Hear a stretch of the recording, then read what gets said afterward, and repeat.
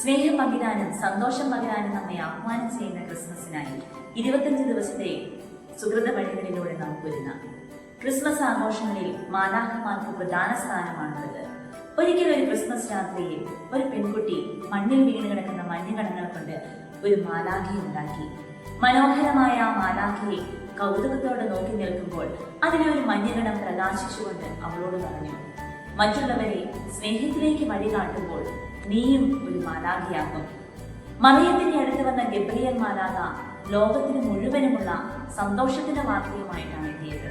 സ്നേഹം പങ്കുവയ്ക്കുന്നവരാണ് മാലാഖമാർ. മുന്നോട്ടുള്ള ക്രിസ്മസ് നാളുകളിൽ നമുക്കും ഒരു മാലാഖയാകാം, നമ്മുടെ വാക്കുകളിലൂടെയും പ്രവൃത്തികളിലൂടെയും. നന്ദി.